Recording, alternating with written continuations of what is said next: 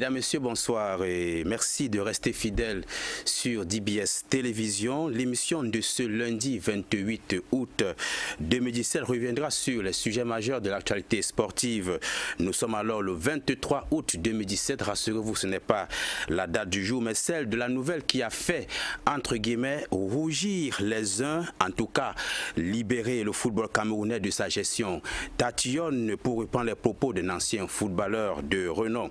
Le second nom de Dieu, c'est le temps, et le temps de la FIFA aussi a sonné. Fin de la récréation, fini les embrassades de Judas, je t'aime, moi non plus.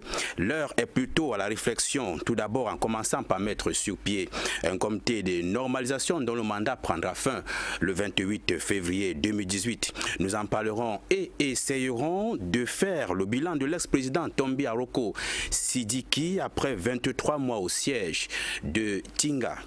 32e finale de la Coupe du Cameroun de football. Le petit David fait tomber le géant Goliath. On les croyait pourtant qualifiés au vu de l'affiche. Mais le courage, la volonté et le réalisme du FC Bonaberi a pris le dessus sur le Nassar Kamakaï. Une défaite peut-être aux allures de crise pour le club de la cité capitale. Nous en essayerons d'en parler dans cette émission de l'arène olympique. Afro-basket féminin Mali 2017, l'heure est au bilan. Les Lions de la balle orange ont été classés 8e sur 12 équipes participantes à cette compétition.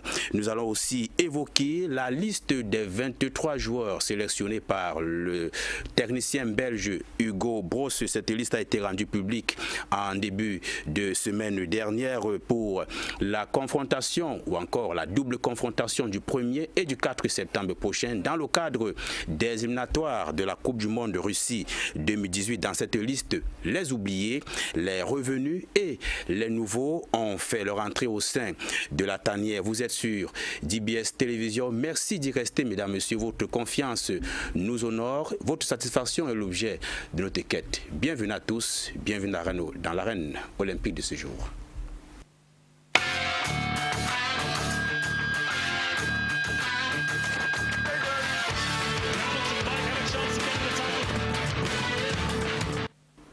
Eh bien, retour en plateau, je vais vous présenter donc mon panel. Jackson Jock à ma gauche, consultant de cette émission Arène Olympique. Jackson Jock, bonsoir. Bonsoir Ludovic, bonsoir à tous ceux qui nous suivent en ce moment. Alors avec vous Jackson, on va prendre cette toute première question. Info de dernière minute, l'Olympique de Marseille, ça va très mal. Et en dernière minute, comme je le précisais encore tout à l'heure avant d'entrer ici en plateau, on parle d'un éventuel transfert de Vincent Aboubakar. Les sommes évoquées, on parle de 15 millions d'euros pour le joueur camerounais qui évolue du côté du FC Porto. C'est salutaire. Oui, évidemment. Vous savez que le mercato, c'est jusqu'au 30 août. 31 août prochain, justement, à la fin du mois net. Août à 31 jours. Et donc, c'est salvateur. Je dirais que c'est salvateur pour notre compatriote, peut-être d'être transféré ailleurs. Et maintenant, je crois que c'est, en tout cas, c'est ce que tous les joueurs de football attendent. C'est-à-dire que lorsque le mercato, et on n'a même pas vu les Camerounais dans ce mercato, on a juste vu des Camerounais qui sont allés dans les championnats de seconde zone.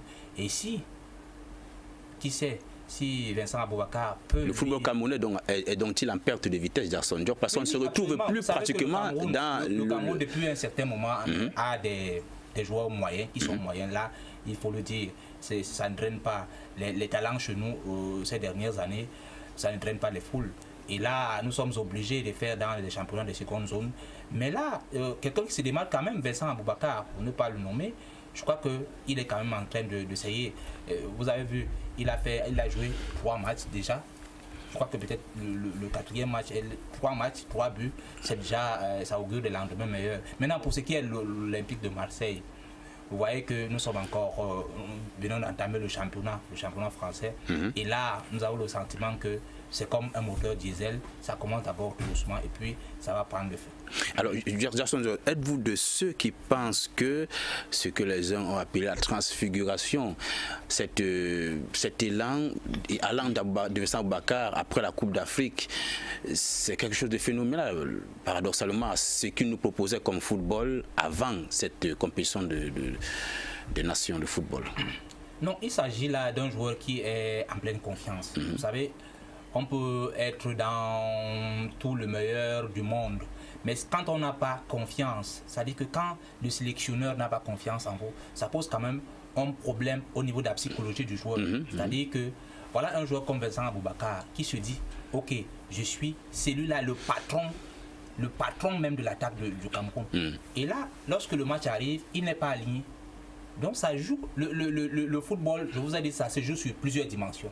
La dimension mentale est là et ça joue énormément. La dimension physique n'est que l'outil du joueur. Mais sinon, il y a d'autres dimensions qui permettent aux joueurs de se transcender. Alors maintenant, je me rends compte que Vincent Aboubakar est vraiment en confiance et là, je crois qu'il va faire même des choses... on l'espère bien, Jackson Joe. On l'espère bien. Et puis le rendez-vous est pris pour le 1er et 4 septembre prochain dans le cadre des éliminatoires de la Coupe du Monde Russie 2018. On va y revenir sur cette actualité et marquer un point pour en parler.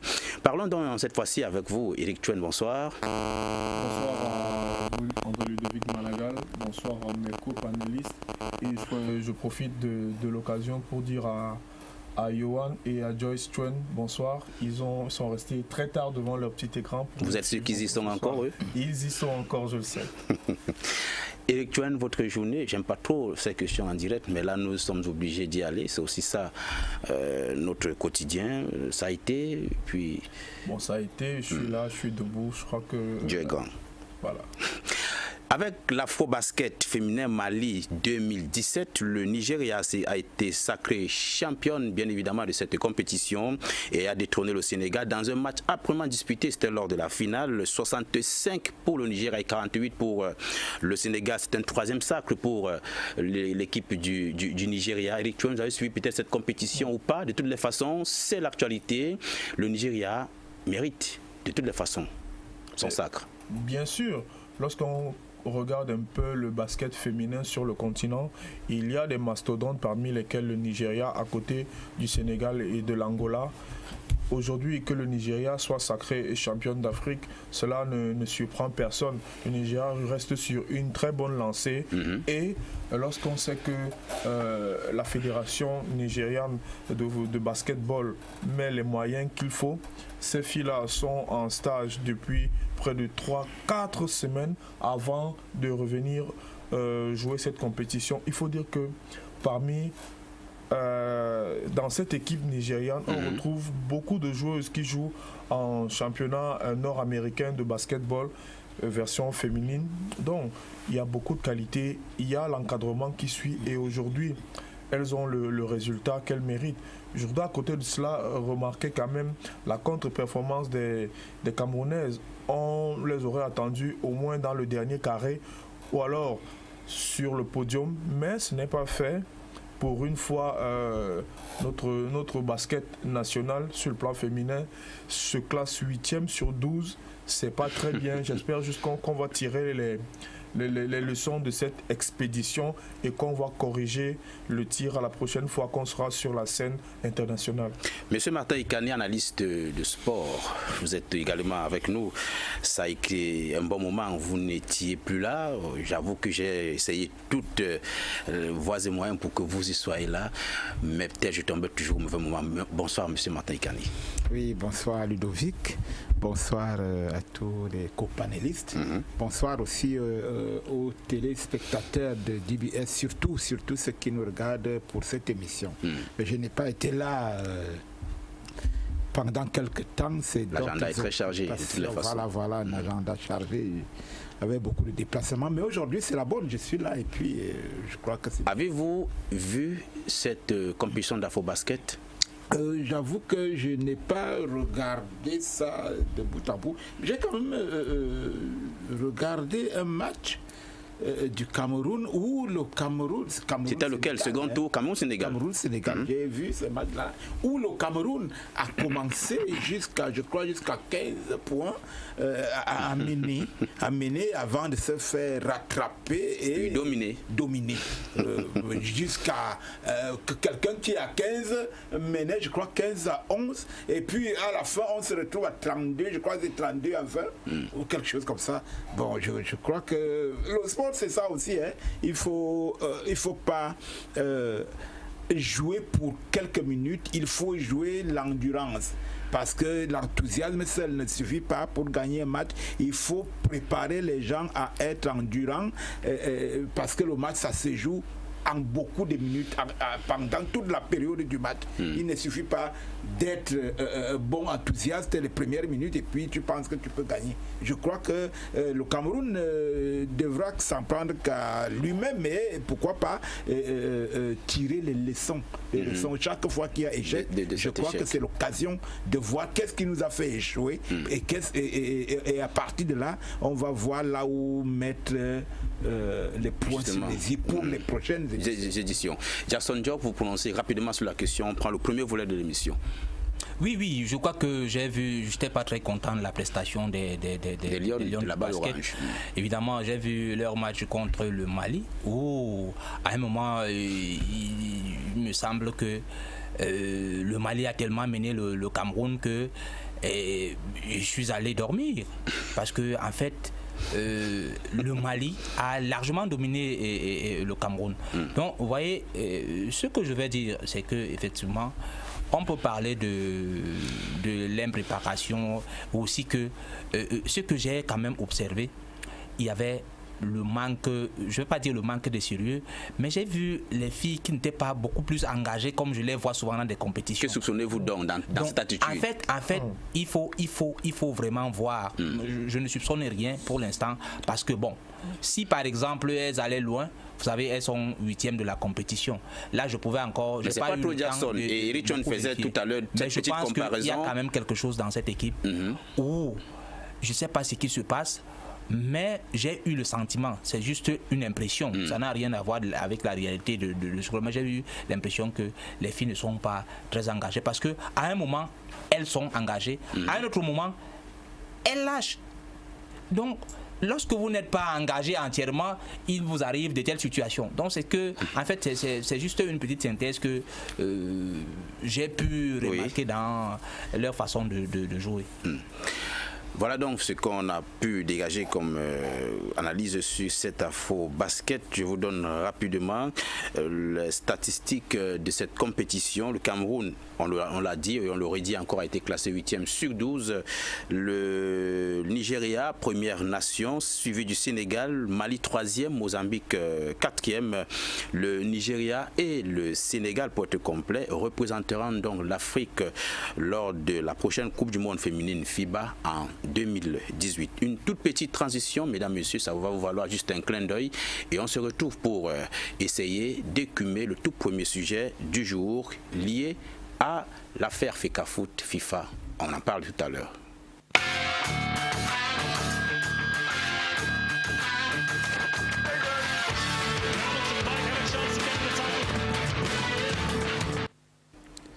Que suis-je pour vous en parler plus de cette situation, pas délétère, mais qui vient tout petit peu à point nommé nous donner raison de résoudre les problèmes administratifs de notre football et de le mettre à jour. C'était le 23 août dernier, donc on va prendre cet élément de Jackson Diop qui signait dans son élément du 23 août, le jour même où la décision est tombée venant de la Fédération internationale de football Association. On prend cet élément et quand on revient, c'est pour avoir des idées assez fraîches et en parler. À tout de suite. 23 août, une date, un fait, un événement marqué par le vent de la liberté qui souffle sur le football camerounais. Un jour qui fera date au Cameroun et pourra même rentrer dans les annales du football. Le bureau du comité de la FIFA a décidé ce 23 août 2017 de nommer un comité de normalisation au sein de la Fédération camerounaise de football conformément à l'article 14 alinéa 1A et à l'article 8 alinéa 2 des statuts de la FIFA. Cette décision est liée d'une part à la confirmation par le tribunal national arbitral du sport, du jugement de la Chambre de conciliation et d'arbitrage du Comité national olympique et sportif du Cameroun, laquelle a annulé la procédure électorale ayant mené à l'élection en 2015 de l'actuel comité exécutif de la Fédération camerounaise de football, et d'autre part aux récentes tentatives infructueuses de la FIFA visant à rapprocher les différentes parties prenantes du football camerounais et ainsi que sortir de l'impasse. Ce comité de normalisation aura donc pour mission de gérer les affaires courantes de la Fédération camerounaise de football, élaborer en consultation avec toutes les parties prenantes de nouveaux statuts qui soient en conformité avec les statuts et standards de la FIFA ainsi qu'avec la législation nationale en vigueur, réviser les statuts des ligues régionales et départementales et s'assurer de leur conformité vis-à-vis des statuts de la FECAFOOT, identifier les délégués de l'Assemblée générale de la Fédération camerounaise de football ainsi que les ligues régionales et départementales. Enfin, organiser les élections d'un nouveau comité exécutif de la Fédération camerounaise de football.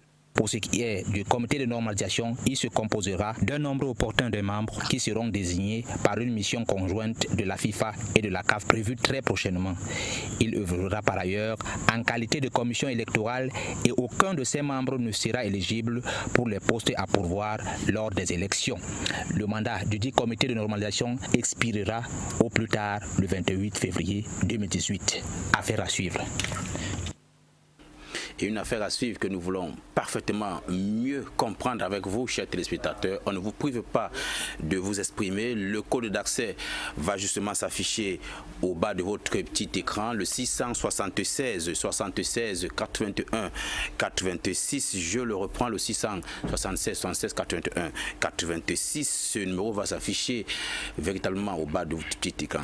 Alors, Jackson Jock, le 23 août, personne n'attendait cette nouvelle. Elle est tombée tel un couperet. Aujourd'hui, avec du recul, vous pouvez faire une analyse de toutes les façons. Oui, je dois dire que personne ne l'attendait. La nouvelle est tombée tel un couperet. Et là, nous étions tous surpris. Et on s'est rendu compte, vous savez, c'est Socrate qui disait que si vous voulez éviter la politique des masses, il faut parfois éviter là où les gens sont en surnombre. Si vous voulez comprendre la vérité, il faut parfois éviter là où les gens sont en surnombre. Et ça m'a donné le sentiment que c'est vraiment vrai parce que, vous voyez, lorsque, je ne vais pas dire cette lutte, mais tout de même, était engagée, on a eu le sentiment que c'était pour quelques personnes. Par exemple, comme Abdourahmane, Joseph-Antoine Bell, Loga. Et le reste. Mais là, on s'est rendu compte, lorsque il y a eu la décision du comité, en tout cas la décision de la FIFA, on s'est rendu compte que c'était comme si c'est la victoire du Cameroun. Et là, j'ai eu le sentiment que les gens savaient pertinemment qu'il y avait du désordre, parce que je préfère encore dire ça, à la Fédération camerounaise de football, c'est-à-dire les gens sont à la fédération, ils sont illégitimement à la fédération, sont illégitimes même à la fédération, et là personne n'arrivait à soulever le petit doigt. Et il y a même certains qui disaient que mais Abdourahmane il dérange, est-ce qu'il ne peut pas se calmer? Le Cameroun a déjà eu la CAN. Mais ce que le disait Chanson, n'était-il pas lassé du fait qu'à tout moment c'était le même chapitre et qu'il n'avait pas de suite? Non, c'est pas problème de suite. C'est-à-dire, c'est comme, je le disais tout à l'heure, c'est comme un enfant qui est, lorsque vous avez affaire à la justice, vous ne gérez pas votre temps, c'est la justice qui gère son temps. On peut décider aujourd'hui de vous prendre.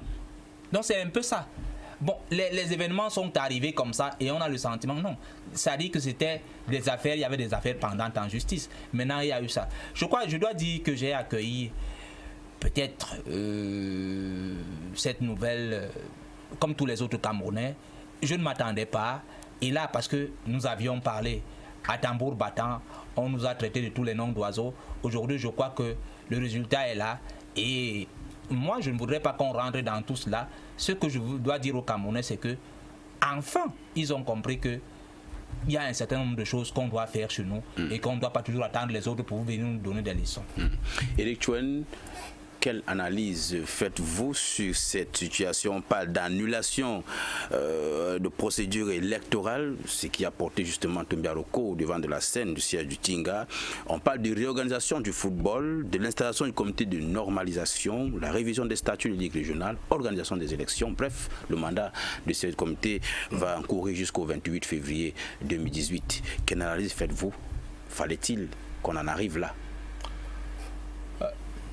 Je crois qu'il fallait qu'on en arrive là pour que les gens reviennent à de meilleurs sentiments. Je crois également que on n'a pas été assez sérieux dans ce problème. Et aujourd'hui, je suis surpris qu'il n'y ait pas les mêmes indignations que lorsque Ahmad s'est prononcé au sujet de Cameroun. Parce qu'aujourd'hui, ce n'est pas Ahmad, entre guillemets, qui humilie le Cameroun, ce sont les Camerounais qui humilient le Cameroun. Parce que ce que je veux dire, je n'aimerais pas plonger dans des diatribes judiciaires ou juridiques. Vraiment, les experts de ces choses ont expliqué en long, en large et en profondeur ces choses depuis le 23 que cette décision a été rendue publique. Ce que je veux constater, c'est qu'il y a quand même une juridiction mise sur pied par les lois qui régissent l'État du Cameroun, la CCA pour ne pas la nommer, qui a rendu une décision de justice, celle-là même qui a été bafouée par les autorités de ce pays. D'où vient-il que la CCA commette une décision et qu'un ministre, par un simple communiqué, bafoue cette décision? La FIFA n'a rien dit de nouveau. La FIFA nous a dit que la CCA avait bien dit le droit et que tout ce qui avait été fait avait été mal fait. La FIFA n'a rien dit de nouveau. Et pourquoi ça a donc pris du temps pour qu'elle aussi se prononce et vienne à rescousse du football dont elle a le devoir forcément de sécuriser au mieux? Je ne suis pas dans les secrets de Dieu, mais vous savez, ces choses-là, il y a beaucoup de conflits d'intérêts, il y a beaucoup de chocs de personnes, il y a beaucoup de collisions. C'est de tout ça, parce que vous vous rappelez de la rencontre de Conakry, il était question de rapprocher les deux parties, mais Abdourahmane a refusé d'y aller. Et hier, j'ai suivi quelqu'un qui était là-bas, le professeur Kouvondo, qui a dit qu'au sortir de cette réunion, il avait été dit que si les deux parties ne peuvent pas se mettre ensemble, il y aura un comité de normalisation. Donc la décision du 23, c'est la suite logique des événements que la FIFA avait prévus. Ou bien que la FIFA n'a pas voulu arriver directement au comité de normalisation. La FIFA a voulu passer par une conciliation. Si Abdourahmane avait abdiqué et était parti, nous ne serons pas au comité de normalisation aujourd'hui. Qu'est-ce que je retiens de ce problème? Respectons la loi du Cameroun. La loi du Cameroun, elle est bonne, elle n'est pas bonne, mais elle est pour nous tous. Quand une juridiction donne une décision de justice, nous devons de respecter cette décision de justice-là, qui que nous soyons. Et aujourd'hui, c'est le football camerounais qui en pâtit. C'est le football camerounais qui fait 10 pas en arrière. Et les principaux perdants dans cette affaire-là, ce sont les footballeurs eux-mêmes. Parce que dans tout ça, vous entendez les noms des présidents de clubs. Bon, allez voir même le club. Bon, là, c'est un autre débat. Nous n'y sommes pas pour le moment. Mais les choses ont été mal faites. C'est pour ça que maintenant, on revient à la normalisation. Normalisation veut dire que ce qu'on a fait précédemment est anormal. Donc le comité qui arrive maintenant doit venir normaliser les anormalités qui ont précédé ce comité-là. Donc je crois que c'est de trop. Il va falloir faire les choses une fois et bien les faire. Monsieur Mataïkani, avez-vous une idée de ce qui pourra bien évidemment se passer au niveau de la gestion du choix des hommes pour le comité de normalisation jusqu'au 28 février 2018? Vous avez quelques noms qui vous viennent en tête? Je n'ai pas de nom précis pour ça.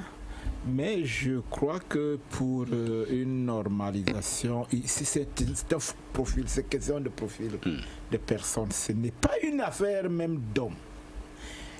c'est une affaire de logique. Voilà une décision que nous aurions pu prendre nous-mêmes, les Camerounais, que les autres viennent prendre à notre place. C'est quoi? C'est quelle décision même? C'est la chose la plus logique, la plus simple du monde. Vous êtes au tribunal à deux. On juge. Toi, tu as tort.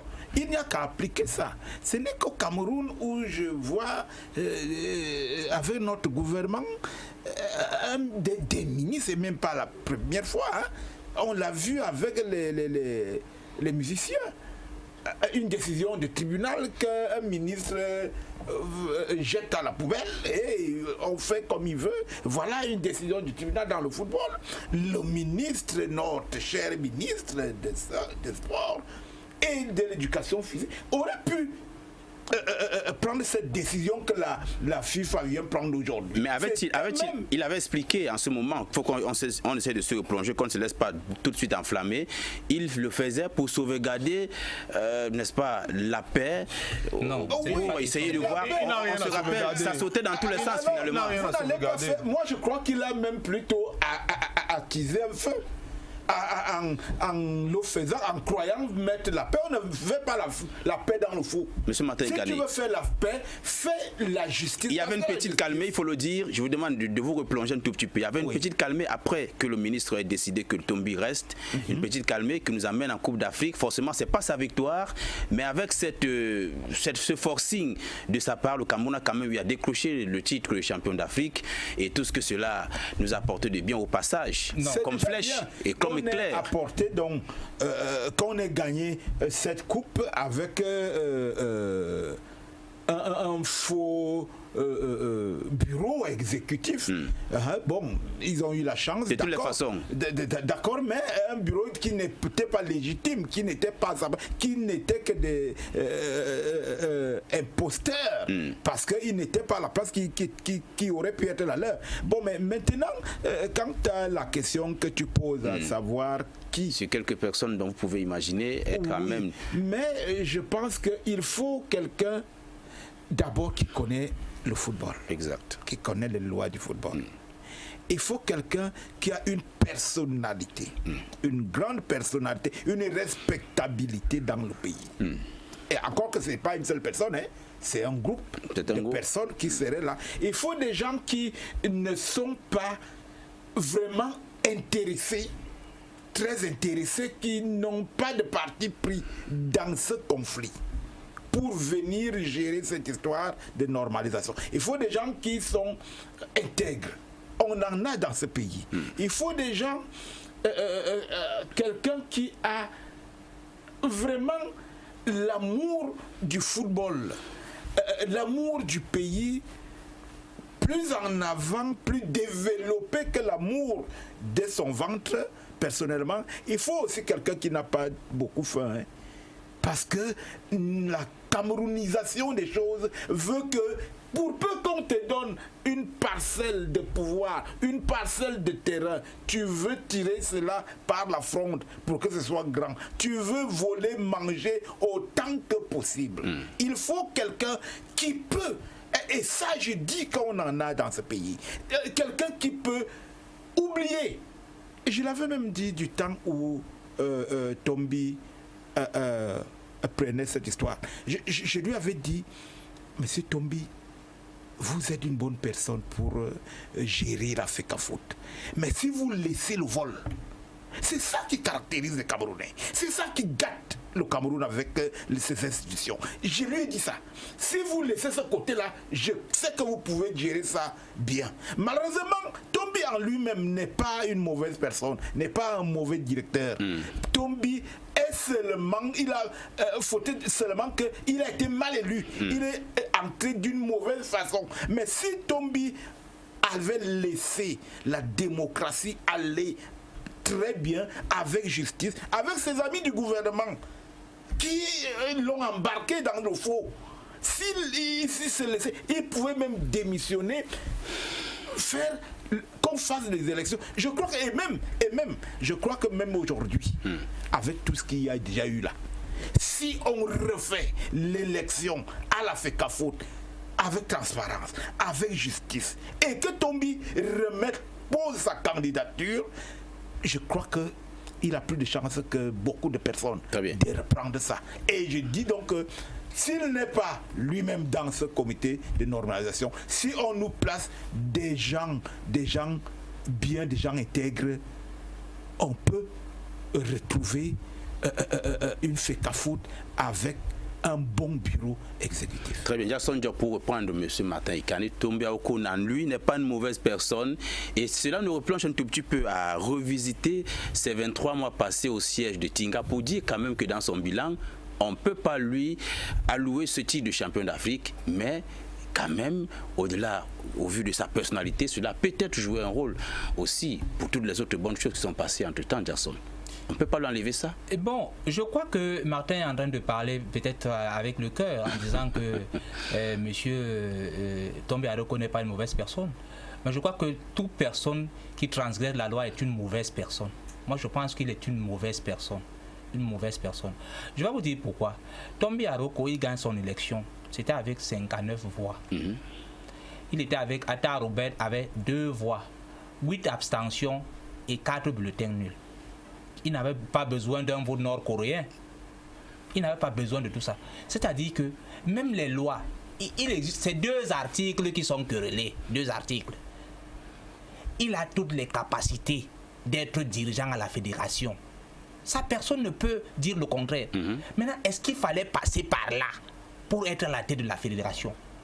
Pourquoi, dans son élection, il dit qu'il va respecter tout, les règles de tout ce que les juridictions vont décider? Il va aller en harmonie avec les textes. Mais d'abord, les textes qui l'ont élu n'étaient pas respectés. Tout ça, qu'est-ce qu'il voulait à la fin? Et vous venez me dire que c'est une bonne personne? Non. Quand vous transgressez les lois, vous n'êtes plus une bonne personne. Et là, on ne peut plus vous faire confiance. Donc, je pense que... Et c'est là où j'expliquais, c'est là où je précisais que Tombi, pour diriger la FECAFOOT, n'est pas une mauvaise personne. Il peut bien diriger cette maison. Mais ce qui fait même que tout le monde soit contre lui, en tout cas, la majorité soit contre lui, c'est sa façon d'y arriver. Et je pense il est mal arrivé à la fin. Et je pense même pour aller à la suite, pour continuer, je pense même qu'il a même été trompé par ses affidés. Parce que la première déclaration de Tombi Aroko, c'est qu'il va coopérer avec la nation, avec tout. C'est-à-dire qu'il va coopérer. Maintenant, comment se fait-il que quelqu'un qui nous a dit tout à l'heure qu'il va coopérer, qui n'arrive plus à respecter une décision de justice? Donc il a été trompé.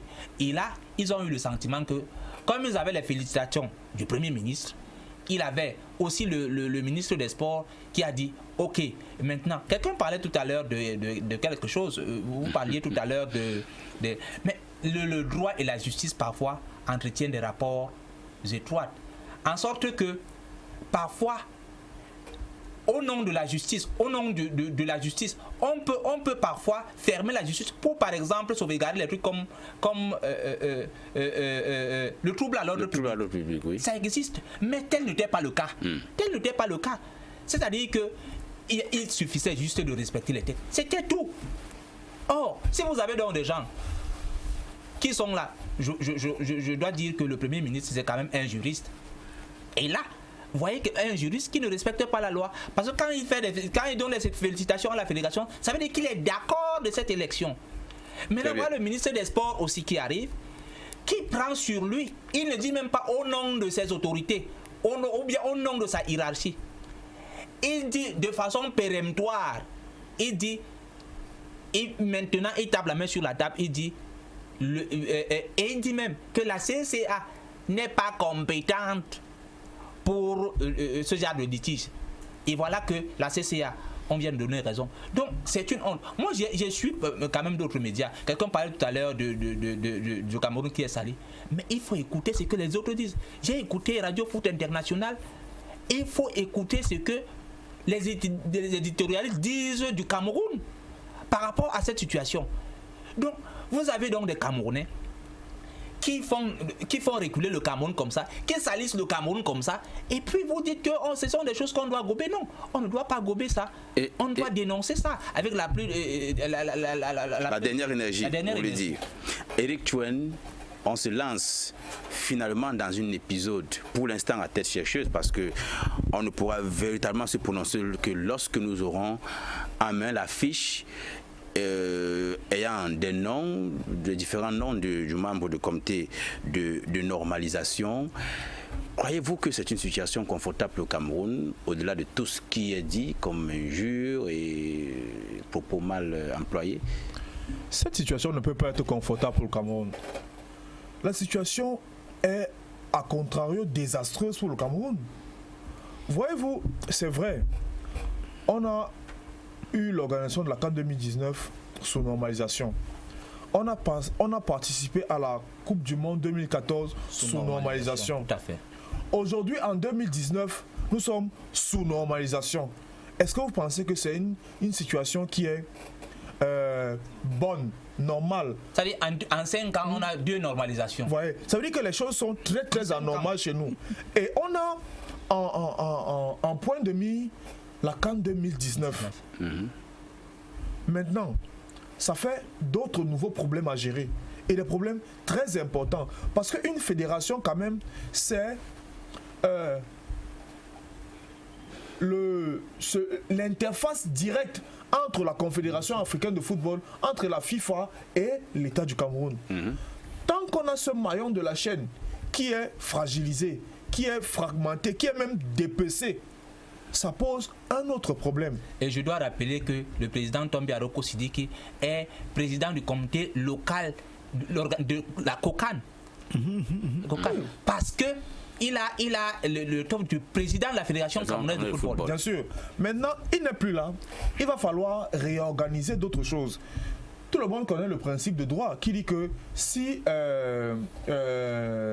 le principal tombe, l'accessoire va avec. Donc maintenant, l'exécutif de la CAN n'est plus là. Tous les actes que le président Tombi a signés sont nuls et de nulle avenue. Maintenant, c'est même attaquable. À l'heure, si c'est déjà même attaquable. En droit, c'est attaquable. Ludovic, c'est un autre problème qu'il va falloir prendre au sérieux. Et je le réitère encore. Si nous sommes dans cette situation, c'est par notre faute, c'est par nous-mêmes. On a déjà les problèmes d'infrastructure, les stades qui ne sont pas construits, les routes qui ne sont pas construites, les hôpitaux, etc. S'il faut annexer à cela le problème de la Fédération camerounaise de football, je dis que c'est un peu de trop. Et là, il va falloir absolument passer à la vitesse supérieure et mettre le cap sur les événements ou alors sur les points qui nous semblent importants pour l'organisation de la CAN 2019. Parce que quoi qu'on dise, quoi qu'on fasse, ce comité de normalisation, le fait que cet exécutif soit dissous à la Fédération camerounaise de football aura une incidence sur l'organisation de la CAN. Ça, c'est inéluctable. On ne peut pas éviter ça. Jackson Jock. Oui, pour répondre à ta question de tout à l'heure où vous parliez de qui peut diriger la normalisation, je crois que la normalisation, n'importe quel Camerounais peut diriger. À l'heure actuelle, je crois que n'importe quel Camerounais qui a certaines capacités peut le faire, pas seulement les hommes de droit. En tout cas, peut diriger la normalisation. Jackson, moi je crois même qu'il faut nous enlever ces hommes de droit-là. Oui, parce que finalement, ils ne viennent plus dire le droit, mais ils passent à côté du droit. Tout à fait. Il faut mettre les gens qui ont la connaissance du football. Vraiment. Là, vous rejoignez M. Martin Ekani. Mais c'est de ça qu'il s'agit. C'est de ça qu'il s'agit. Aujourd'hui, le management du sport, ça s'apprend. Le droit du sport, ça s'apprend. Ce n'est pas que vous avez, parce que vous êtes agrégé de droit public, de droit privé, on vous met à la tête d'une commission de normalisation pour toiletter les textes et quelques semaines plus tard, on retrouve les mêmes problèmes sur les textes et on ramène la normalisation. Il faut mettre les gens, s'il te plaît, allez-y, Eric. Il faut mettre les gens qui ont une connaissance du football. Et le football, le vrai, dans ce pays, on en a. L'autre chose, c'est qu'il faut mettre de nouvelles personnes. On en a quand même assez de voir les mêmes personnes tous les jours. Je suivais encore une émission dernièrement où les gens proposaient un Gassa Api. Mais quand même, à quelle époque? Ce monsieur, je crois que c'est une référence dans ce pays. Je crois que c'est l'une des personnes qui a eu l'honnêteté intellectuelle de démissionner. Exact. Lorsqu'il a vu que les choses n'allaient pas dans le bon sens, il a démissionné. Je pense que sur le plan de l'intégrité, on ne peut rien lui reprocher. Sur le plan de management, on connaît ce qu'il a fait avec l'Union de Douala, on ne peut rien lui reprocher. Mais de grâce, il faut de nouvelles personnes, il faut une nouvelle dynamique, il faut de nouvelles orientations, il faut de nouvelles énergies. Il faut changer les personnes. C'est un problème de personnes. C'est un problème de personnes. Tant que les mêmes personnes sont là, vous savez, les gens se tiennent. Hein? Les gens se tiennent. Si c'est Jackson qui est là, forcément Ludovic sera derrière. Et Eric va suivre. Et après, ce sera M. Kani. C'est comme ça, ces choses-là. Donc il faut comprendre. Je crois que c'est moi qui j'avais quand même la parole. Allez-y, Jackson. J'avais la parole pour dire que aujourd'hui, on ne peut pas dire que on parle de ces intellectualités. Je les appelle comme ça. Je ne voudrais pas ici dire que ce ne sont pas... Ce sont des... En tout cas, il y a même des étudiants qui disent que ce sont des bons professeurs. Mais là, ils ne se posent pas... On ne remet pas ici en question leur capacité à pouvoir faire ces choses-là. Mais il se trouve que il y a eu un peu de mauvaise foi dans leur façon de faire. Parce qu'ils savent pertinemment que ces textes-là ont été faits, c'est-à-dire que à la mesure d'une personne. Voilà le problème. Ce n'est pas qu'ils sont mauvais. Ils n'ont pas écrit quoi. Ils sont bons. Tout le monde le sait. Mais maintenant, il se trouve un problème de mauvaise foi et un problème de ce que quelqu'un parlait tout à l'heure. J'ai dit, je ne veux plus revenir dans ces choses. J'ai dit, la fédération ou alors le comité de normalisation peut être géré par n'importe quel Camerounais. Maintenant, dans les membres du comité, n'importe qui peut diriger. Les membres du comité, on peut prendre des juristes parce que c'est quand même une affaire de texte. On peut mettre des juristes. Et là, je crois que c'est seulement 2 articles qui sont querellés. Tout à fait. Et réorganiser les élections. Je ne trouve pas que c'est aussi si difficile comme on veut nous faire croire. Donc je crois qu'il faut juste revenir un peu. Et là où je pense que cette fois-ci, ça va être quand même du sérieux parce que ce n'est plus sur proposition de l'État. La FIFA exige que c'est avec la FIFA, des concerts avec la CAF. Ce n'est plus parce qu'on a compris qu'on a essayé de donner ça au gouvernement. Ils n'ont pas fait, ils ont fait ce qu'ils ont fait là. Et là, aujourd'hui, il manque de... On va prendre cet élément pour avoir une idée de ce que pensent les Camerounais. C'est un Vox Pop traité qui va justement nous remettre sur le fil conducteur de la thématique, la toute première de cette émission. On prend ce Vox Pop et on se retrouve après.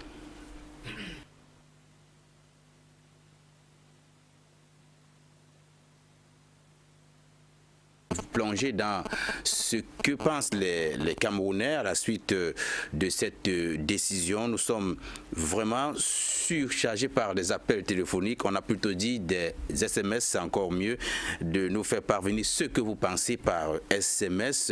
Il y en a quelques-uns ici, on va les lire dès la reprise d'antenne tout à l'heure. On prend d'abord cet élément, c'est un vox pop de ce que pensent les Camerounais après la décision rendue par la Fédération internationale de football association. On se retrouve juste après.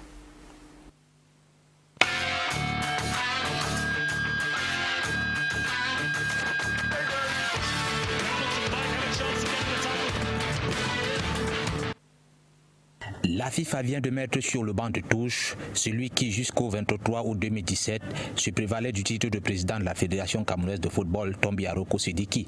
C'est la conséquence de la décision créant un comité de normalisation à la Tour Babel de Tinga. En prenant cette décision, la FIFA vient de donner raison au peuple qui, depuis longtemps, succède à corps et à cri sur les mésaventures du football camerounais et sa gestion à tête chercheuse, marquée et dominée par les règlements de compte, le souci de s'enrichir au détriment du foot qu'on a décidé de servir plutôt que d'asservir. Je suis satisfait parce que j'attendais cette décision depuis, parce que j'ai causé avec ceux qui étaient à Conakry. Ils m'ont fait, ils ne m'ont pas dit ça exactement comme ça, mais c'était tout à fait pareil. J'ai compris qu'il y aura une normalisation. Moi, je parle en tant qu'ancien footballeur. Je pense que l'État du Cameroun a passé son temps à laisser prospérer le faux. Moi-même qui parle, j'étais pour l'équipe Tombi, mais je crois que cette équipe n'avait pas besoin, au regard des moyens dont elle dispose, cette équipe, cette équipe n'avait pas besoin de se faire aider par une administration corrompue. Moi, je crois qu'ils sont tombés dans ce piège-là de jouer le jeu des fonctionnaires corrompus. Disons que pour nous, amoureux du football, ce n'est qu'une bonne chose, dans la mesure où ça va améliorer, améliorer le climat de gestion de notre football qui aujourd'hui semble pris en otage par certaines personnalités mal intentionnées. On ne peut que la saluer. Nous sommes déjà contents. Je dis qu'aujourd'hui, Abdourahmane a réussi avec son équipe. Je crois que c'est une bonne chose. Voilà, aujourd'hui, la vérité a triomphé grâce à Abdourahmane, Joseph-Antoine Bell et Loga. Donc aujourd'hui, nous sommes que réjouis et nous sommes fiers. Sinon, le peu de temps que Tombi Aroko a fait à la Fédération camerounaise de football n'a pas été aussi médiocre. Mais c'est la façon d'arriver et qu'il faut que tous les deux parties soient fair play. Bon, moi, mon appréciation est tellement très bonne. Elle est très bonne. Puisque la FECAFOOT, l'équipe de la FECAFOOT a été illégale. Et que c'est honteux dans notre pays que le tribunal qui prend les décisions, un ministre est très incapable de mettre les choses en ordre.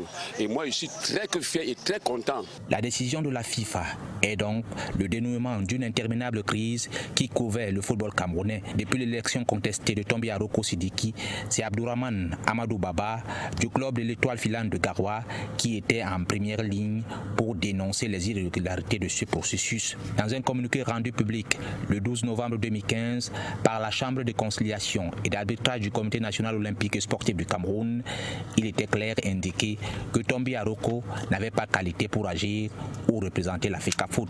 Cette sentence avait aussi annulé l'ensemble du processus électoral organisé à la fédération qui avait abouti à l'élection controversée du bureau exécutif. Le 28 septembre 2015, le tribunal arbitral du sport avait à son tour invalidé l'élection à la présidence de la FECAFOOT de Tombi Aroko Sidiki, précisant toutefois qu'il appartenait au gouvernement camerounais de faire appliquer la dite annulation. Aujourd'hui, plus personne ne rit sous cap. La FIFA vient de prendre une décision exécutoire et sans appel.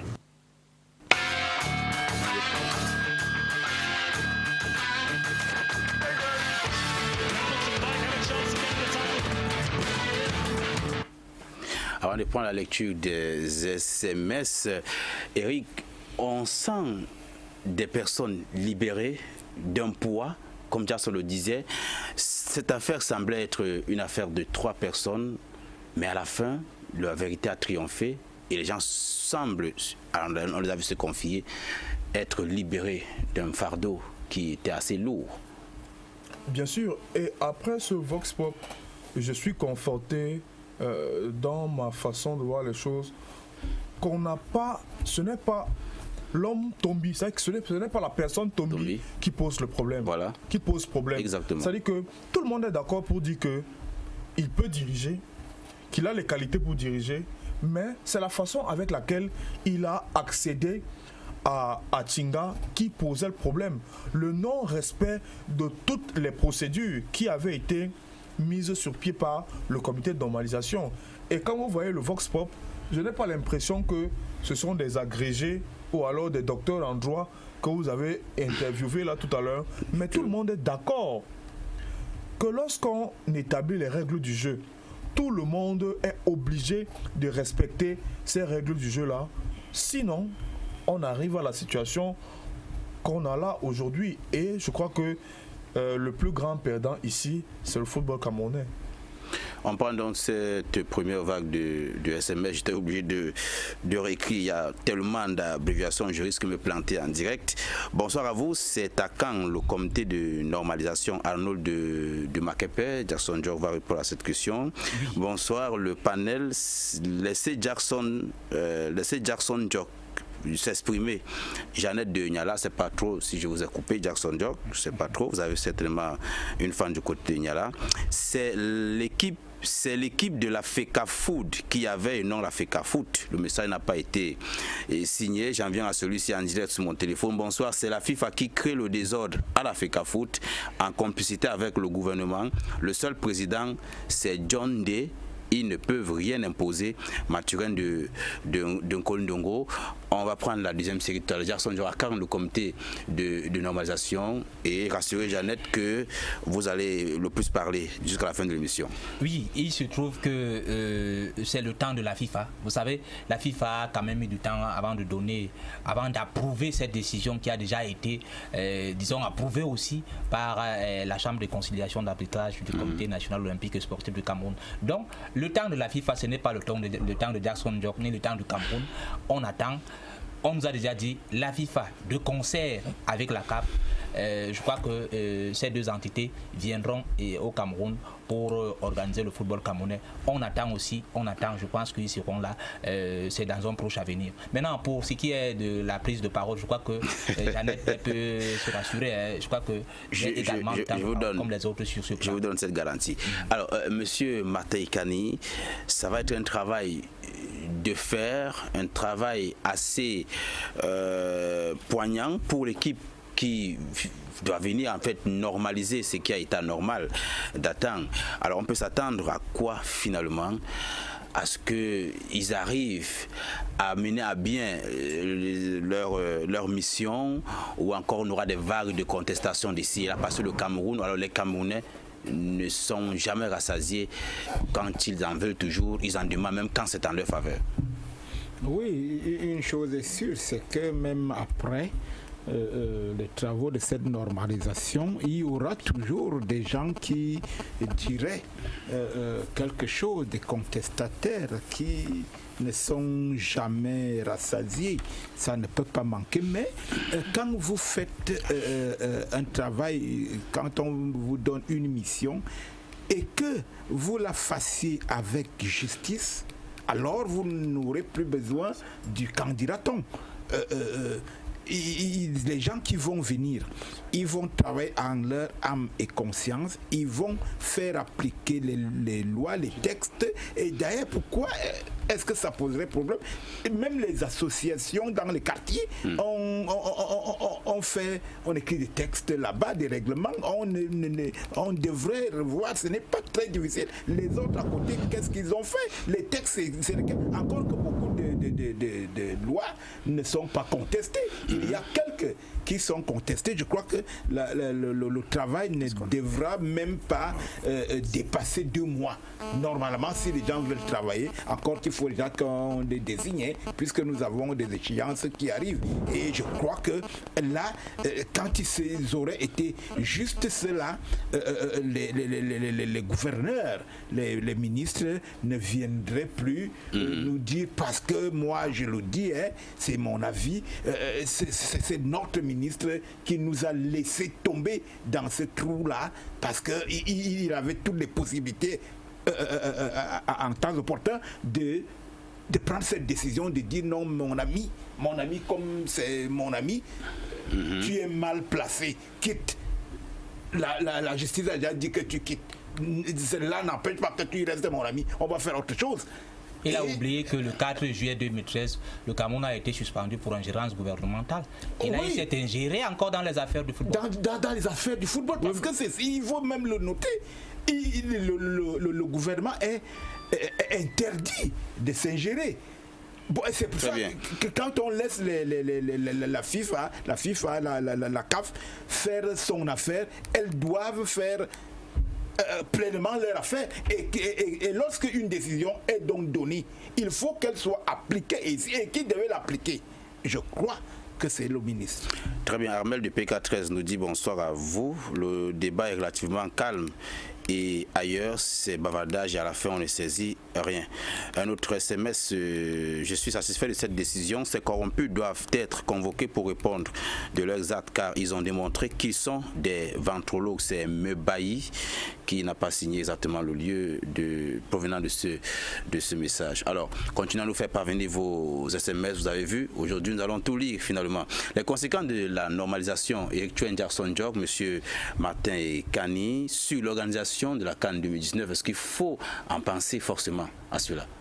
Oui, je dois dire qu'il n'y a pas de conséquences en tant que telles sur l'organisation de la CAN, sur la mise sur pied du comité de normalisation. Éric Chuen le disait tout à l'heure, je crois que le Cameroun a été sous normalisation au moment même où le Cameroun a acquis cette organisation de la CAN. Et même le Cameroun également a fait, je crois que c'était la Coupe du Monde 2014 au Brésil, étant sous la normalisation. Donc je crois que ça peut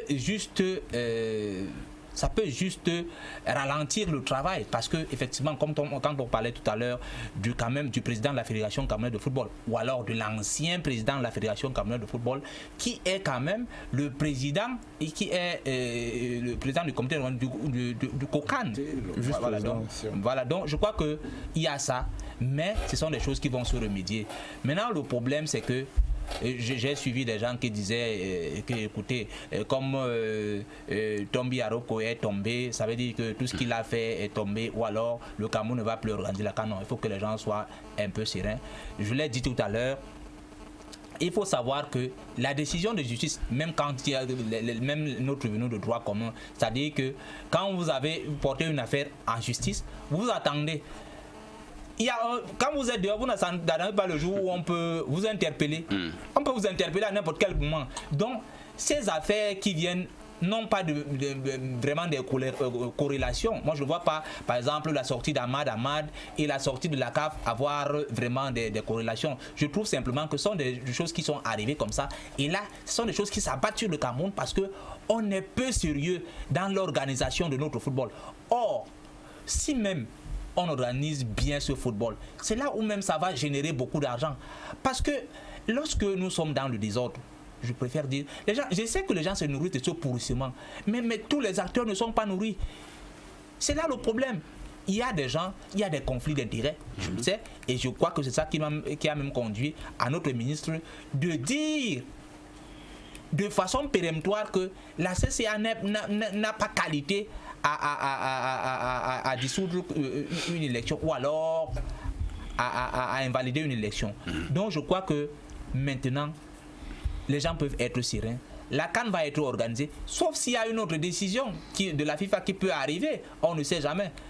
Or, le problème maintenant, si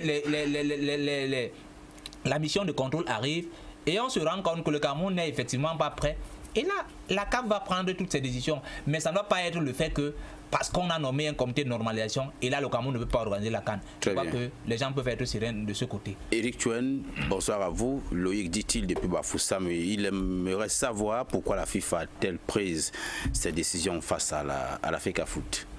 C'est un téléspectateur.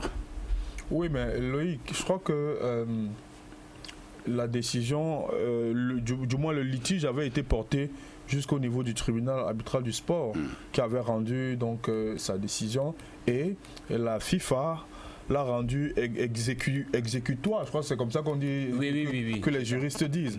Bon, en son temps, dans son timing, bon, nous ne sommes pas dans les petits secrets de la FIFA pour savoir pourquoi elle a seulement choisi maintenant pour rendre exécutoire cette décision de justice-là.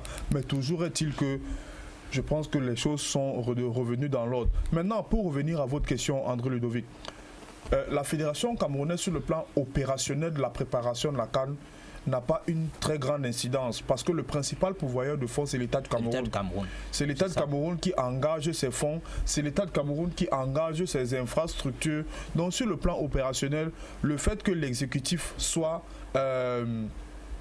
désavoué, disons ça comme ça, aujourd'hui au niveau de la FECAFOOT, ne va pas poser un problème. On va juste changer les hommes. Ça veut dire que ceux qui seront enlevés, puisque l'ancien président Tombi était là en qualité de président de la Fédération camerounaise de football, maintenant qu'il n'est plus président de la Fédération camerounaise, il ne sera plus là.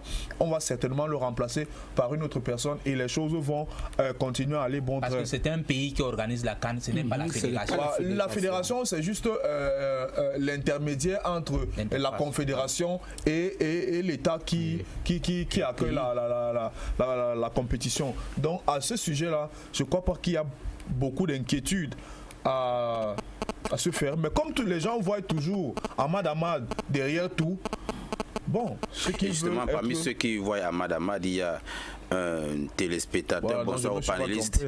Nous avons déjà perdu l'organisation de la CAN car le comité sera sans doute les pions de Ahmad pour nous caler. C'est Sadem depuis Bamenjoun. Profitons rapidement pour liquider ceci, Eric Chuen et autres. Bonsoir au panel. L'imposture est terminée. Tombi a échoué à partir du moment qu'il a donné la possibilité au gouvernement à travers le ministre des Sports et ce dernier est responsable de tout ce qui arrive au Cameroun. Tenez-vous tranquille, dit-il. Les arrestations auront lieu. C'est Eric Mbimbous qui nous envoie ce SMS. Bonsoir à vous. Le panel, je kiffe. C'est pas trop une expression de qualité pour notre téléspectateur. C'est comme pour dire j'aime. Je kiffe votre émission et je vous souhaite beaucoup de courage. C'est Aubin depuis Nyala Parizo. Voilà donc les SMS aussi. Alors, Monsieur Mataïkani, on va sortir vraiment de ce registre. Nous avons 2 autres volets qui nous attendent avant de clôturer l'émission. On savait que cela va nous prendre du temps. On va dire, en tout cas, à Jackson Dior que c'est l'acte 1 de ce débat. On va revenir lundi prochain pour l'acte 2. Nous avons beaucoup d'éléments calés d'ailleurs. S'il va falloir les faire passer, on va finir l'émission uniquement sans parler de la liste des Lions Omta. Ce n'est pas poli pour nos téléspectateurs.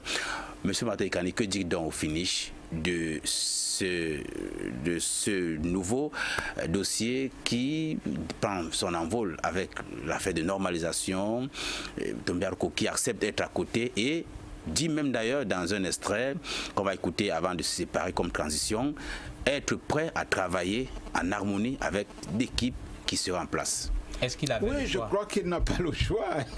Je crois qu'il n'a pas le choix. La décision lui tombe sur la tête comme on l'a prise nous tous. Il n'a pas le choix. Et normalement, il devrait travailler, donner un coup de main à cela parce que je pense que la chose à laquelle je pense le plus, c'est qu'il ne sera pas il ne fera pas partie de l'équipe de la normalisation, je crois, hein, sauf si, comme le Cameroun est ce qu'il est. Mais je crois que l'équipe sera mise sur pied. Cette équipe-là, on lui fera confiance. Et ce que tout le monde hein, qui peut apporter du sien pour la bonne marche des travaux que cette équipe effectuera, je crois que tout le monde est appelé à donner du sien. Tombi peut bien aider, et d'ailleurs il va aider puisque à un certain moment, qu'il veuille ou pas, à un certain moment cette équipe-là aura certainement des choses, des questions à lui poser et il devra faire un compte rendu là-bas. L'équipe va travailler avec. Et on disait même le matin que la FIFA a commandé un audit à la Fédération camerounaise de football pour savoir ce qui est la gestion pendant ces 23 mois. Pendant les 23 mois qu'il a. Je crois que la fédération, ou alors l'ancienne fédération, ils ont du pain sur la planche. Ils ont vraiment du pain sur la planche. Maintenant, je crois que M. Tombi Aroko s'est dit que ce n'est pas tant lui le problème. C'est pas lui tant le problème, mais je pense qu'il faut que les Camerounais nous apprenions à respecter les textes. Parce que ce n'est que ça. Quelqu'un disait que mais les hommes passent, mais ce sont les institutions qui restent. Les institutions, c'est quoi? Sont les textes. Alors, si nous n'arrivons pas à respecter les textes, je crois que... alors, on ne sortira jamais de l'auberge.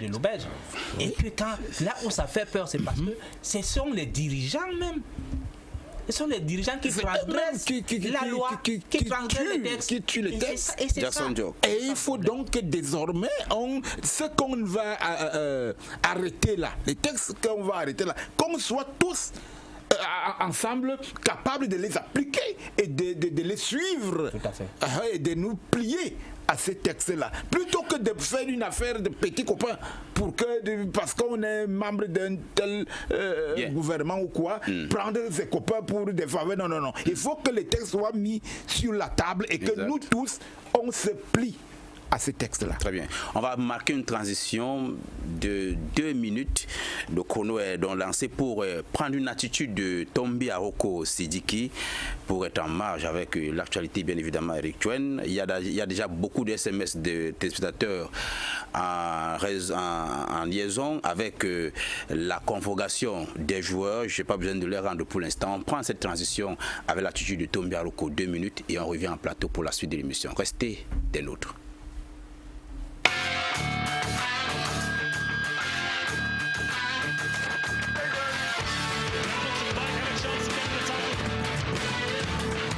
Nous prenons acte de cette décision de ce 23 août de nommer un comité de normalisation à la FECAFOOT. Décision à laquelle nous adhérons sans condition et que nous acceptons donc de bonne grâce. Convaincus que cette mesure se révélera positive et infiniment bénéfique pour le football camerounais qui, depuis quelque temps, souffre de blocages divers qui devraient ne devenir qu'un triste souvenir. Je tiens à dire que mon ambition aura été de mettre au service de mon pays, à travers son football, en donnant inlassablement de ma personne, avec honneur, probité et dignité, eu égard à la grandeur de la tâche à laquelle je me suis attelé. Je n'ai pu que me plier humblement à cette décision, non sans souhaiter sincèrement plein succès à nos successeurs, quels qu'ils soient, afin que soit réussie la transition dont ils seront l'instrument. Sachez que nous demeurons à l'entière disposition des pouvoirs publics pour soutenir les actions multiformes entreprises dans le cadre des préparatifs de la CAN 2019 ou concernant tout autre dossier pour lequel notre expertise serait sollicitée.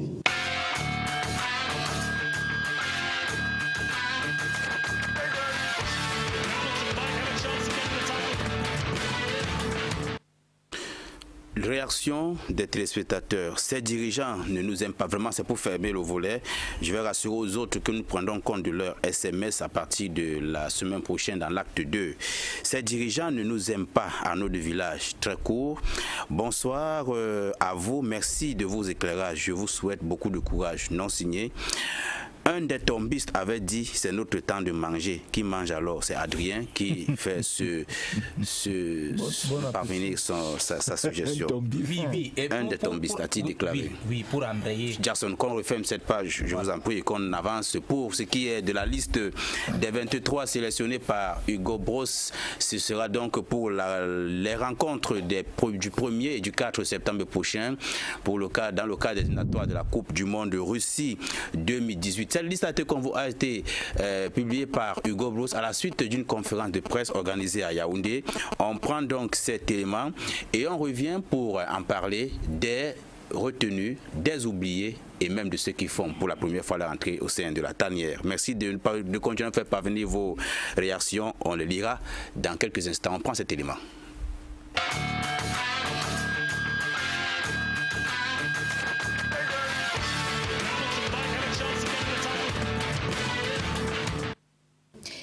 Reconnaît être affecté par l'événement de l'heure, à savoir la décision de la FIFA de mettre sur pied un nouveau comité de normalisation à la FECAFOOT, mais Hugo Bros préfère s'abstenir de faire des déclarations irrelatives.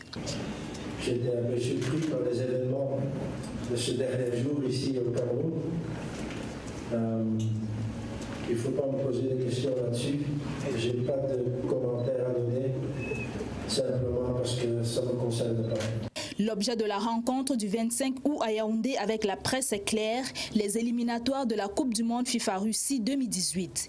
Il n'est donc pas question de se laisser distraire par cette actualité, étant donné que l'idéal est de remporter le maximum de matchs sur les 6 programmés.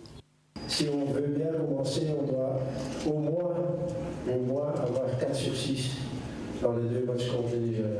Si on veut encore avoir la chance d'avoir des matchs importants contre l'Algérie et la Zambie, il faut avoir 4 sur 6. Si on n'a pas 4 sur 6, je pense et je crains que ce sera plus possible de se qualifier pour la Coupe du Monde en 2018. Conscient des enjeux, l'entraîneur sélectionneur des Lions Indomptables dévoile la liste des 23 face au Nigeria. Les gardiens sont Ondoa, Goda et Bokwe. Les défenseurs, c'est Faye, Mabuka, Engade, Teke, Tolo, Leko, Castelletto et Bananas. Les attaquants, les médians, l'entrejeu, c'est Siani, Anguissa, Manjet et Joe. Et les attaquants sont Bassago, Ngamale, Aboubakar, Mukanjo, Nsame, Choupo, Olinga et point d'interrogation derrière le nom de Toko. Entre autres attentes de cette équipe, combativité, collectivité, mentalité. Et c'est un Hugo Bros plus rigoureux et exigeant qu'en Coupe des Confédérations qui compte mener sa sélection jusqu'en Russie l'année prochaine.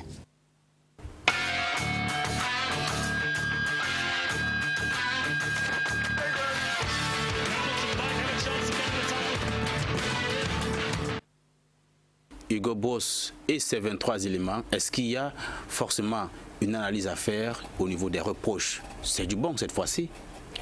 Du bon, je ne dirais pas. Vous voyez qu'une liste n'a jamais fait l'unanimité.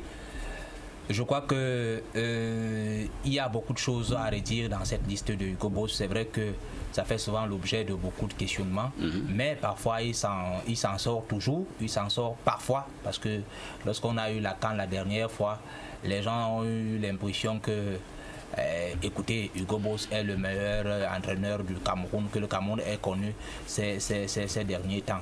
Oui, je leur concède cela volontiers.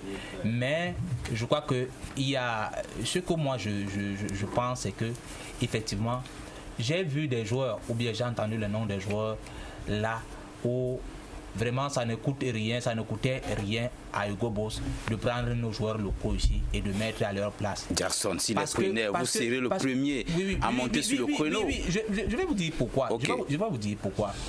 Parce que vous avez vu en 2016, quand celui qui jouait encore, qui joue à Tarragone, Djété, quand il était ici à l'Union de Douala, mais on ne le voyait pas. Quand il allait faire 2 semaines à Tarragone, mais la sélection suivante, on a appelé Djété. Qu'est-ce qui se passe donc? Faut-il donc être professionnel pour te convoquer à l'équipe nationale? C'est pas attends, votre football est professionnel. Notre football est professionnel. Oui. Je vous ai dit, le professionnalisme, chacun fait le professionnalisme selon sa santé financière. Nous, on ne peut pas faire le professionnalisme comme en Europe. Nous, on a passé d'argent comme eux. Donc, nous faisons notre professionnalisme à la camerounaise. Et là, que quelqu'un vienne vous dire que, puisqu'il y aura des gens là qui ne vont rien faire, il faut au moins prendre certains joueurs locaux, les apprendre comment est-ce qu'on vit, la vie même dans l'équipe, dans une grande sélection comme les Lions Indomptables du Cameroun. C'est ça. Mais que de prendre les gens qui jouent également dans des championnats de 5e zone, je préfère qu'on prenne des gars, qu'on commence à les initier. Comment est-ce qu'on la vie dans les Lions Indomptables du Cameroun. Donc je crois qu'il y a beaucoup. Moi, je ne voudrais pas citer les noms des footballeurs. Monsieur Mataïkani, ça c'est mon avis personnel. Très rapidement, on va aller au pas de course. Vous convenez avec moi que le premier sujet était aussi important. On va aller au pas de course. D'abord la lecture sur la liste et enfin on en vient sur peut-être la probable victoire du Cameroun le 1er septembre prochain. Oui, avant de venir sur la victoire que nous souhaitons, la liste m'a laissé dans un esprit partagé en 3 parties, c'est-à-dire que de la première partie, j'ai été satisfait de la liste. En deuxième partie, j'ai été surpris. En 3e partie, j'ai été déçu. J'ai été satisfait parce que Hugo, il reste dans sa politique. Celle qui veut que, à tout moment, il nous surprend avec une sélection, il cherche, il ne nous fait pas, il ne nous laisse pas à tout le monde la possibilité de donner d'entrée de jeu le 11 entrant qui va aller. Il est toujours en train de chercher, ça c'est sa politique. Bon, je suis content de ça. Non, c'est pas une bonne politique. Et puis, je suis content parce qu'il nous ramène Choupo-Moting, que tout le monde a regretté, qui pour moi est l'un des, je dis qu'il est l'un des 5 meilleurs joueurs de notre pays. Même s'il va encore le mettre au banc de trucs, mais c'est déjà quelque chose qu'il l'ait ramené. J'étais déçu parce que il y a un jeune homme là qui fait feu de tout bois à Marseille. Je crois, Jay Clinton. Malheureusement, il est blessé. C'est pas un refus de convocation, il est blessé. Bon, voilà, je lui concède ça. Donc, si c'est parce qu'il est blessé, d'accord. Mais pour le moment, je crois que nous devons toujours nous unir, nous mettre tous ensemble derrière l'entraîneur pour l'aider, pour qu'on arrive à faire bon résultat. Parce qu'il ne sert à rien. Il ne sert à rien. Et nous ne pouvons rien. Ce qu'on peut faire, c'est d'enlever l'entraîneur. Et dès que mettre celui que nous voulons et lui donner les joueurs que nous voulons. Mais tant qu'il y a un entraîneur, il faut qu'on accepte ses choix.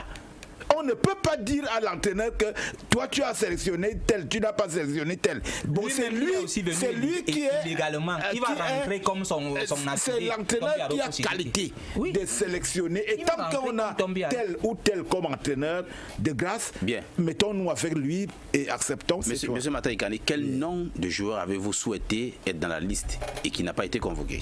Moi, justement, moi, j'ai pas de joueurs que j'aurais préféré là. Et c'est vrai que à un moment donné, quand même, je pense que pour une équipe nationale du Cameroun, il faut que les Camerounais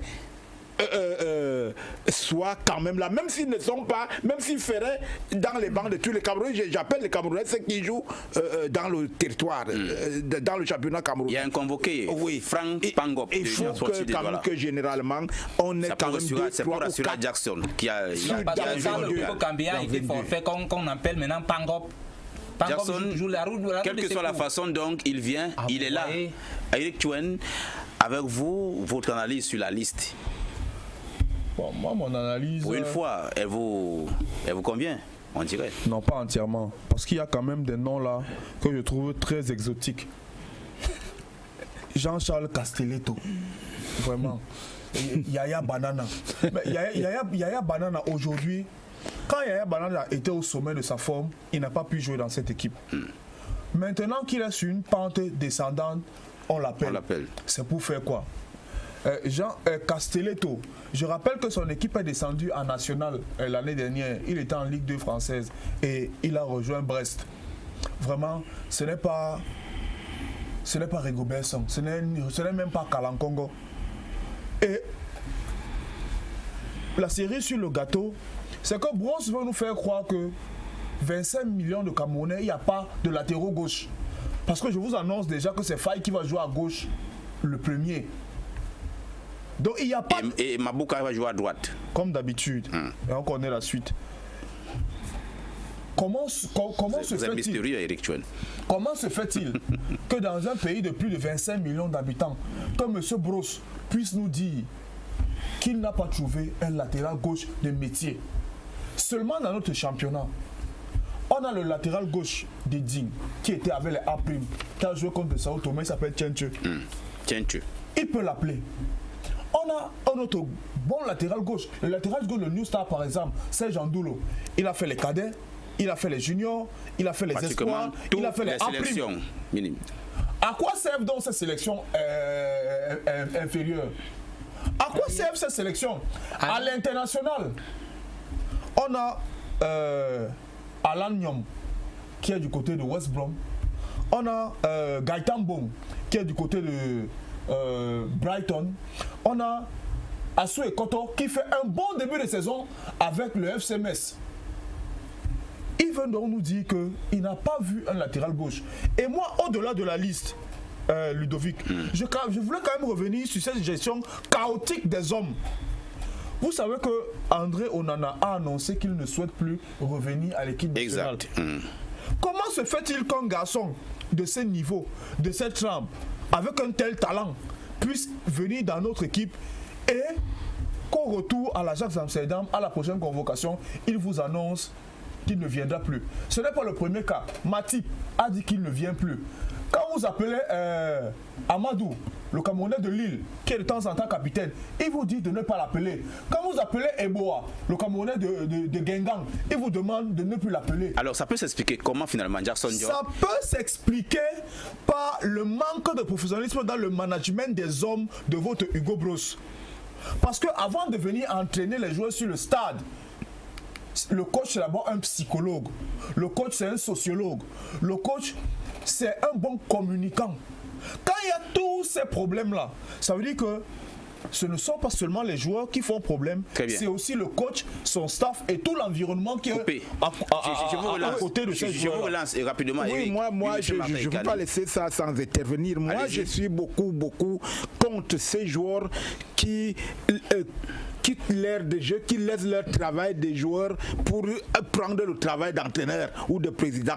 Un joueur ne peut pas se sélectionner. Moi, je n'ai jamais vu ça quelque part. Je ne comprends pas que quelqu'un, parce qu'il est joueur, parce qu'il joue, je ne sais pas, dans n'importe quelle équipe, on l'appelle dans une sélection où on est 25 footballeurs, 25 millions de footballeurs, on a besoin de 22, on t'appelle parmi les 22, toi tu exiges que tu dois être dans le 11 entrant.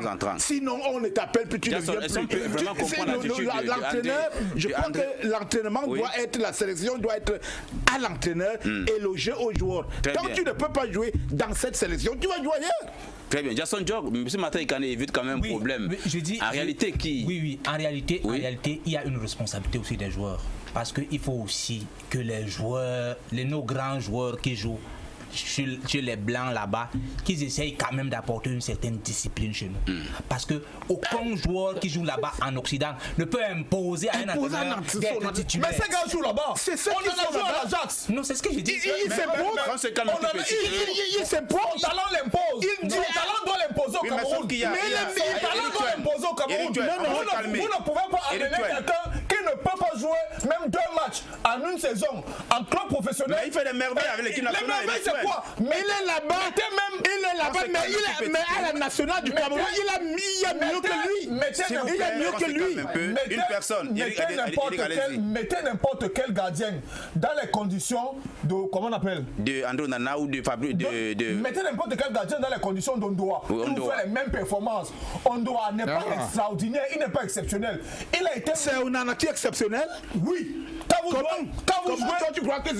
vous jouez à l'Ajax d'Amsterdam, quand on vous a blindé avec 4 ans de contrat, quand vous gagnez 1,6 million d'euros, quand vous êtes managé, suivi, coaché par l'un des plus grands gardiens du monde, Edwin van der Sar, vous avez de la valeur. On ne peut donc pas. Vous imaginez que Faux soit mis au banc pour que Anoudi joue? Vous imaginez ça? Oui, c'est possible. C'est l'entraîneur qui décide. Pour jouer, pour être compétitif, pour être au sommet. Ce qu'ils ne font pas là-bas, ils viennent le faire ici. Vous imaginez Ronaldo dans son pays? Qu'on se calme un tout petit peu. Monsieur Thierry qui est assuré ici. Très bien, Jackson Diop, je voudrais rassurer les téléspectateurs. Je dois vous rappeler. Jackson Diop, laissez-moi d'abord parler, c'est par ici que ça commence. Nous avons 9 appels en espace de 3 minutes. C'est dire que les téléspectateurs veulent vraiment s'exprimer et je les rassure que peut-être dans les prochains jours, nous allons les ouvrir une ligne. Non, n'appelez pas, ou bien Thierry va gérer ça hors antenne, vous lui dites ce que vous voulez. Le mieux, c'est de faire les SMS. Nous en avons une dizaine, je vais rapidement les lire. Jackson Diop, vous allez justement aller à la suite de vos idées. Bonsoir au studio, votre débat est top. Ça, c'est juste des encouragements de Moulium, Adam de Bonaberi. Bonsoir à vous, c'est Franck depuis Ebolo. J'aimerais savoir pourquoi Ndip També, Jackson Diop, que vous aimez très bien, n'a pas été convoqué. Vous allez répondre après. Cochez-vous cette question. Cette liste de Hugo Broos est composée est composé de pas bons de joueurs, dit-il. C'est Carmel de Lopom. Notre SMS, Andrew Nana, on en parle justement, a raison, la tanière n'est pas bonne, c'est Stéphane. Salut à vous, vraiment, cette liste a des joueurs fantômes, on ne les voit jouer nulle part, c'est parti de la Cité des Palmiers. Bonsoir, c'est une liste de managers, 7 ou 8 joueurs méritent amplement leur place des autres, c'est le calvaire Hugues de DDA. Jackson Dior, allez-y maintenant. Oui, je dois dire que, contrairement à ce que Eric disait tout à l'heure, je pense que c'est la même chose qu'on reprochait parfois à Samuel Eto'o, c'est-à-dire qu'il faisait des bonnes prestations quand il était en globe et quand il était ici en sélection, il ne faisait pas autant. Donc ne faites pas comme si Ondoa n'a pas encore joué contre le cas. On a déjà vu Ondoa jouer ici, on l'a toujours rappelé. Ondoa a joué ici et on a estimé quelle était sa prestation? On a estimé qu'il n'est pas aussi bon. Mais peut-être aussi, il faut être honnête, il faut relativiser. Non, oui. De le dire qu'à chaque fois qu'on doit jouer, il n'a jamais joué avec l'équipe type. C'est pas un problème de l'équipe type. Même Ondoa n'a pas encore joué avec l'équipe type. Personne ne peut démontrer qu'il a joué avec l'équipe type. Donc je pense que ça c'est un faux débat. C'est un même vrai débat. Maintenant, celui qui rassure encore dans la sélection nationale du Cameroun, c'est Ondoa. Maintenant, on peut questionner dans quel club il joue. On peut questionner dans quel club il joue. Et je rappelle que le poste de gardien de but, c'est pas comme les joueurs de champ. Nous avons déjà en fond sonore notre indicatif de l'émission. Je le rassure encore aux téléspectateurs. Il joue dans l'équipe nationale du Cameroun. Je le rassurerai aux téléspectateurs. L'équipe nationale, c'est pas l'équipe de là-bas. Pourquoi vous convoquez à l'équipe nationale? Il faut qu'on vous voie quelque part. Et pour le moment, on doit en vu nulle part. Sur quelle base donc? On va répondre à cette question lundi prochain. Je rappelle encore que la grande thématique de l'émission portait sur c'est donc bien. Oui. Ah ok, d'accord. Il a été parmi les meilleurs Camerounais. Est-ce que c'est bien? La Coupe du Monde, c'est bien. Moi, je joue avec lui. Je le rappelle encore. Je peux quand même continuer l'émission. Je peux quand même continuer l'émission, je vous en prie. On va prendre rendez-vous lundi prochain. Ça vous arrangeait qu'on mette assez du temps sur la première thématique de l'émission qui portait sur l'affaire Fecafoot, alors que nous avons encore une pléthore d'SMS qui nous parviennent. Vraiment, je vous donne toute la garantie du monde. Lundi prochain, on va commencer par Jason Joe. Merci. Oui, merci, je vous en prie. Je crois que le débat a été houleux. Maintenant, je crois que les uns et les autres peuvent en tirer. Et Ndip També, vous n'avez pas répondu à la question. Il faut respecter les utilisateurs. Il faut les respecter. Ils sont réveillés pour nous regarder. La question là, il faudrait poser ça. Avait-il raison d'être convoqué ou pas? Et c'est même quand Ndip També lui marque que son compte ne l'appelle pas. Très bien. Et vous, merci aussi également. Oui, merci André Ludovic et merci à vos millions de téléspectateurs qui sont restés très tard pour nous regarder, pour nous écouter. Monsieur Martin Ikane, merci. C'est moi qui vous remercie. Vous rassurez aux téléspectateurs en direct que vous allez être là lundi prochain. Et tu serai là. Merci à vous, mais également, mesdames, messieurs. Passez une excellente nuit. Vous avez pris de la peine à nous regarder encore pour ce jour. Arène Olympique en Tangar, je siffle la fin du match.